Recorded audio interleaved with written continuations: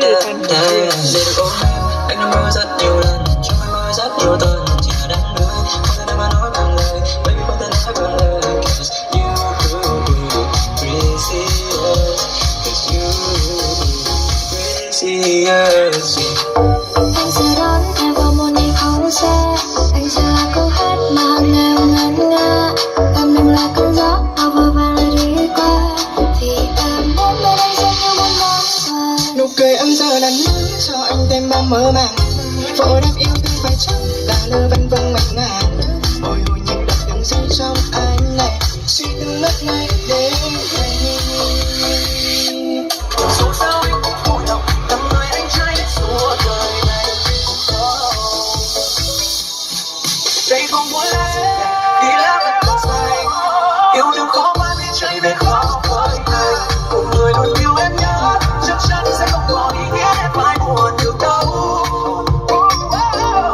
Chỉ mong cơn mơ này về nguyện ở trong ta hôm nay và mai mai.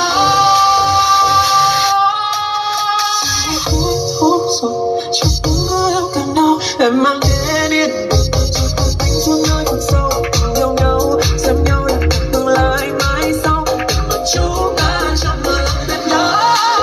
Anh chẳng biết làm gì vì càng vỡ tay em càng đi thành vô ý, hay em cần anh nói ra những gì những vết thương chưa lành vì đau nhớ vẫn là lòng im buông tay.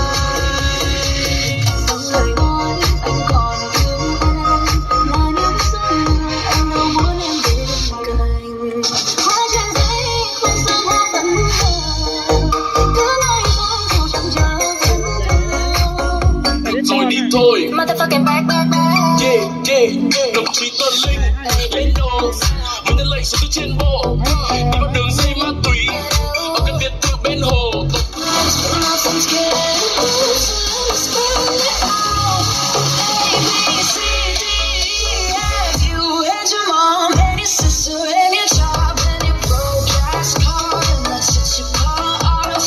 Vài cái câu trao và nhà đã chỉ tới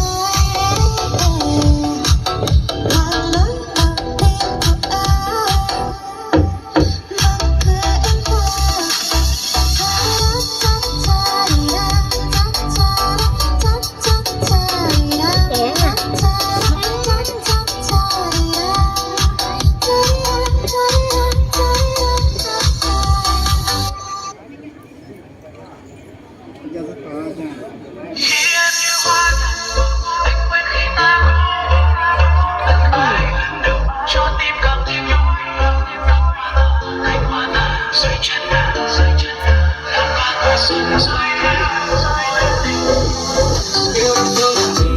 yêu đơn phương là gì, yêu đơn phương là gì, chẳng dám nói ra ba điều gì, em mong từ đó thì vẫn vì sự tình ta vẫn cứ mơ làm mơ.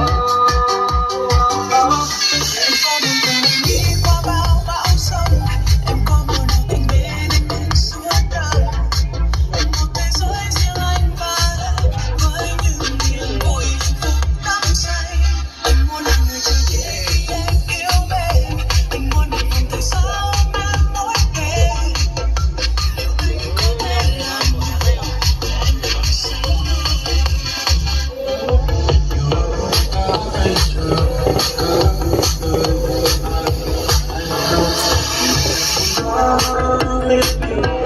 Dù đây là bệnh trí, giữ ước cho lòng đi, trong tiếng nói được người, cảm xúc cứ dần đời anh.